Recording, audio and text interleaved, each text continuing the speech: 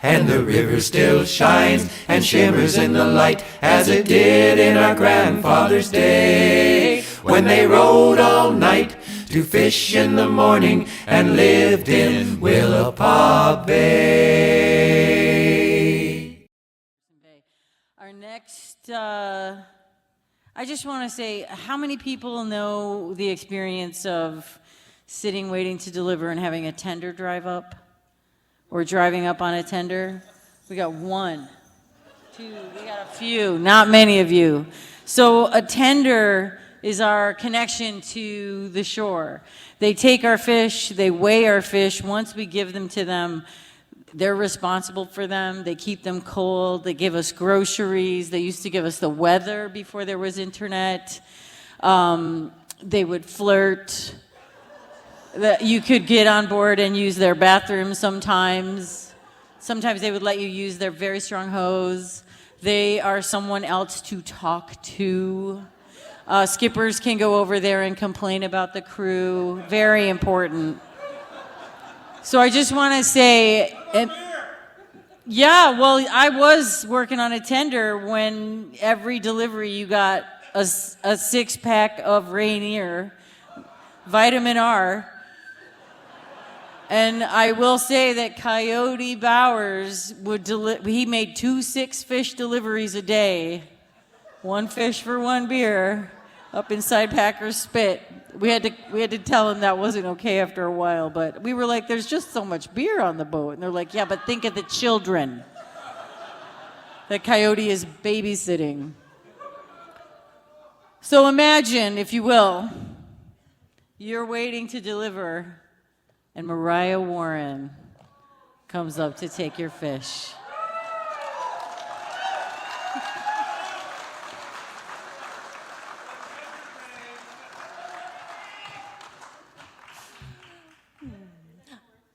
Oh, I think so. I'm short, but this might get short also.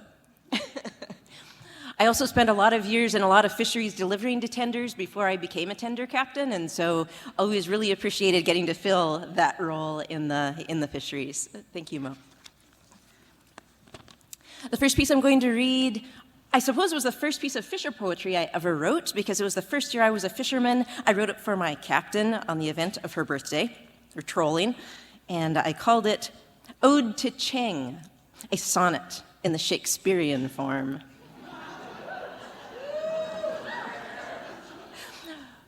When wayward breezes whisper words of spring, and freedom calls my wandering heart to rove, I put to sea on the merry Madam Cheng, a pirate ship that sails from Elfin Cove. The pirate queen who flies beneath her wing pulls plunder from the silver salmon runs. She's married to the blue-eyed salmon king, and on the sea they've raised 2 pirate sons. Long after folks of weaker stuff run home, she charges in where sporties fear to tread. With great aplomb, she roams where combers foam and finds the fish and bops them on the head.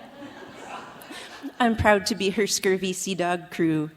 Dear Deborah, can I grow up just like you?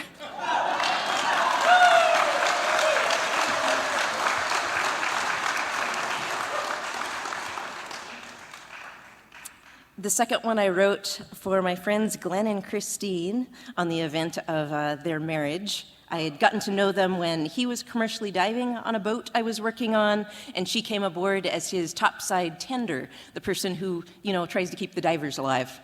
So, then they got married. I called it Love Me Tender.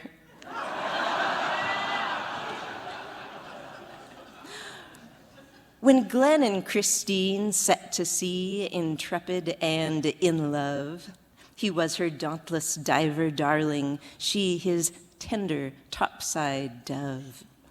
And through the vagaries of life afloat, with storms and dirty socks, and only grumpy muffled roars from Glenn's communication box, through wind and sleet and blinding hail, it could not be denied. Through all we do, she always knew her place was on Glenn's side. She came to comprehend our friend, each aspect of his charm, and yet, despite the means and motive, she never did him harm.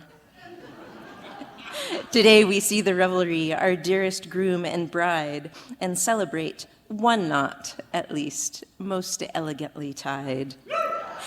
A blessing for the plucky pair, and this is how it goes. May he always mind the comms, and may she never kink his hose.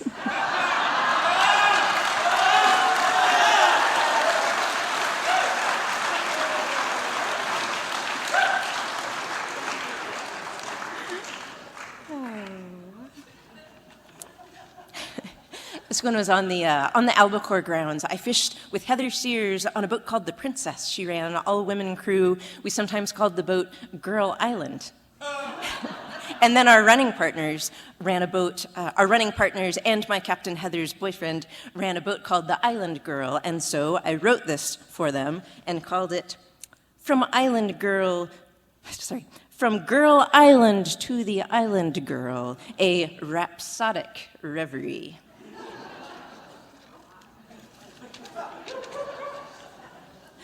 So Heather turned the wheel west. She smiled with a sigh. I won't lie, the guy has me impressed. The ocean here is lonely, and I miss that voice. I've made my choice. The static and the silence are too strange. We'll run until we're within range of the Island Girl boys. Down below the blowing seafoam, you can hear a fearful noise and a tune, all in the tone a supplicant employs. We're more than merely nervous. They aim to cook and serve us, freeze and thaw, and then hors d'oeuvre us. And we know that they deserve us, but Poseidon, please preserve us from those vicious and bloodthirsty killer Island Girl boys. No attributing this to our siren wiles or any wishes we may have to learn your hot spots or get lucky with the fishes. But we fawn upon your prowess so and envy your cool poise. Ambassadors to Tuna Town, we know you merely say, renounce the briny deep for the briny hold, come join the fold. And the fish don't have a choice. They must obey the Island Girl boys. No others could equate. You are the true masters of bait. You debonair and dashing, gaff-hook wielding and throat slashing, dangerous yet rather cuddly, artsy-craftsy and quite studly, connoisseurs of the sea's fine piscine joys, you Island Girl boys.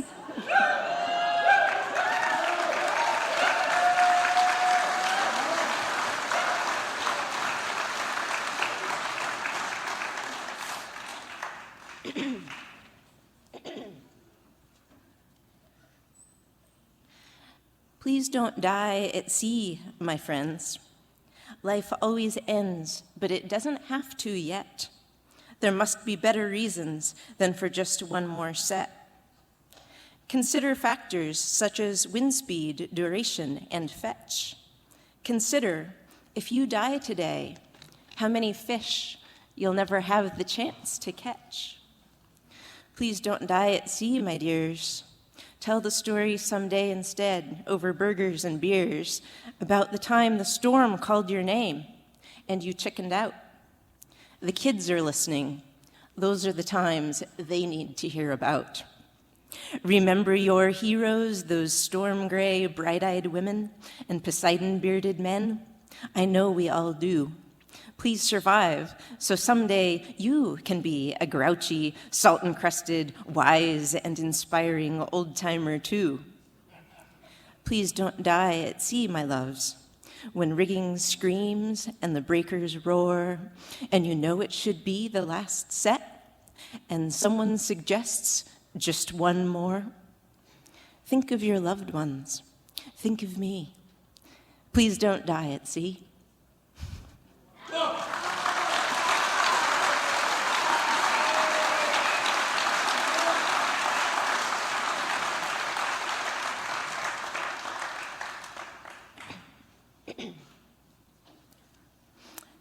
Bill and Billy showed up in the bay on a bright yellow cruiser named the Zoomy. Bill was tall and lean and wore an old wool sweater with holes, his extra tufts patched with dingy glue. He was quiet and circumspect, smiling shyly through a deep tangle of beard, mostly with his eyes. He said his wife started drinking hard and hitting Billy, so it was time to go. Billy was 5, always hugging his dad's skinny leg as together they closely watched the world. We took them in from the beginning, played with Billy in the dirt of the yard, washed his face, pushed him on the rope swing. He never spoke of his mother that I recall. Bill Tyler didn't speak much of the past. He melded into Edna Bay life as much as anyone could, a jumbled handful of misfits finding their place at the far edge of the world, the fringes of society, the gray or blue of the Pacific, just through a few small islands to the west, and beyond that, nothing of dirt till Japan. It was the kind of place where no one asked too many questions, but most folks thrived on guessing. My dad showed him purple shamrock growing in our yard, said it was supposed to be lucky, and Bill said he didn't believe in luck anymore, though maybe he still believed in love. I pondered those two concepts, pushing Billy on the rope swing, trying to decide which was more dangerous to believe in, which more demonstrably false or true. We were caught up in a square dancing craze the year I was 12, turning 13, the year Bill and Billy came to town. Half the community showed up, and twice a week through the fall and winter months, rallying to dubbed cassette tape bands, stomping the floor of a rickety shop Jack Rogers built next to his sawmill out of rough-cut planks. 4 couples to form a square, and occasionally we had enough for 2. It was the most social our little fishing town had ever been, the most in sync, while the moment lasted. Bill was alone, and I had no partner, so we got paired a lot. He was a good dancer, understated but quick in his patched shuffling boots, warm calluses of working hands, curls mopped under a stocking cap, chuckling behind his round glasses. Allemande left, Allemande right, back to your partner, grand square. The little kids played together in a corner, making up stories of their own. Bill toured us around the Zoomy once, a lean wooden hull, not designed for fishing, but for some other time and place where folks cruised sheltered inlets, just for fun. He said that boats were 4-dimensional, larger on the inside than the outside, and the Zoomy more so than most. I've thought of that ever since, spanning the carapace of planks and fair curves with my mind's eye, then stepping inside to find that extra dimension. I quote Bill Tyler, wanting to give fair credit, wondering who all remembers him anymore. After he was gone, the Zoomy stayed too long tied to the outside dock and sank at least once before getting towed off to deep water or some quiet cove. Bright yellow splinters at the high tide line somewhere, faded now by the years. Bill was a chill guy and strong, the deckhand everyone needed.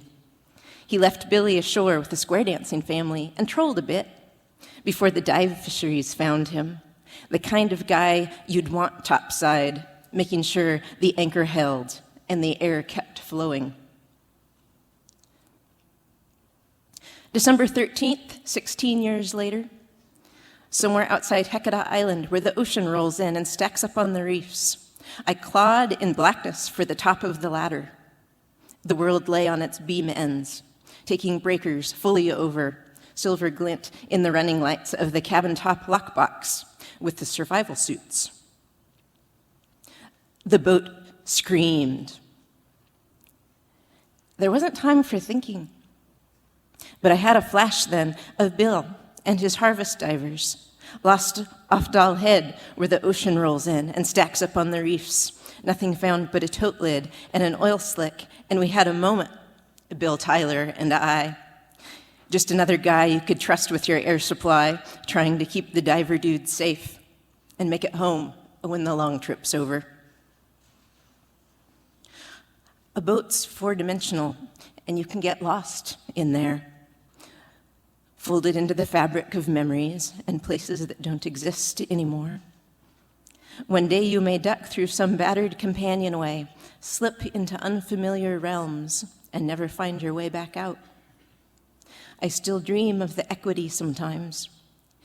rising from the breakers where we left her that December night, broad decks shining again, and her rigging strong.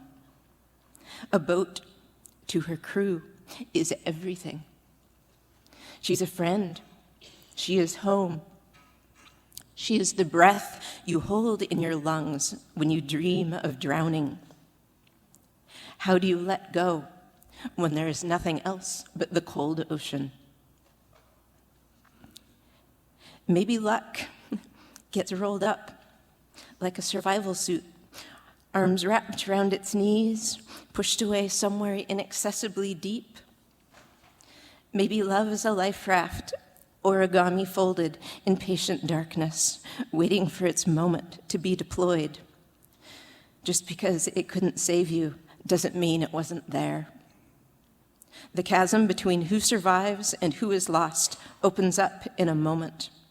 A corroded zipper splitting between the life you left behind and final moments in a winter ocean, between loved ones back home and the person they'll remember as the years slip by. I clung to the top of the ladder, braced between one sock foot and one extra tough, pulled on in the only time I had, the phrase in my mind, to die with your boots on, and launched myself toward the suits. Thank you.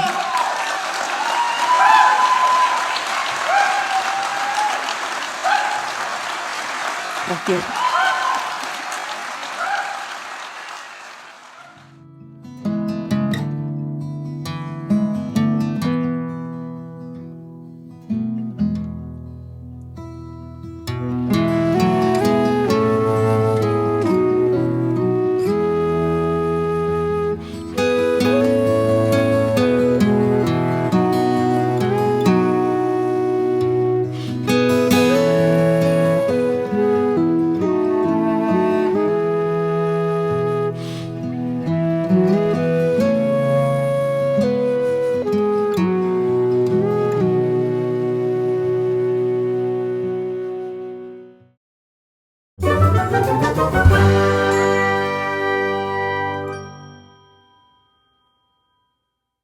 Thanks for stopping to talk to us today about the Fisher Poets Gathering. Can you tell me your name and where you came from? Yeah, I'm Steve from Hood River, Oregon.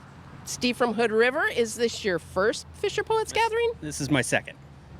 So what was it about the first one that brought you back for the second one? Oh, we had always wanted to come, and last year finally was able to happen. And then we had such a fun time that we're like trying to make this a regular thing. Well, what would you say was your favorite? You went to performances last night, right? No. No? Oh, you're just starting tonight? Yeah, just tonight. Oh, excellent. Okay, so from last time, what was your favorite thing from last time? We spent most of our time at Fort George last year. I don't know. There was so many good stories, and I grew up in Alaska too, and so it's like a lot of stories that take place there too, and it was like nostalgic and really cool just to see the artistic side of the fishing industry and just kind of what people come up with while they're out fishing for long periods of time. So, yeah. Well, you're having a good time. You had a good enough time to come back. What would you tell other people who are considering coming out for the Fisher Poets Gathering? Do it. Make it happen. Just That's perfect. Thank you so much for talking with us. Yeah, you bet. Appreciate it. All right.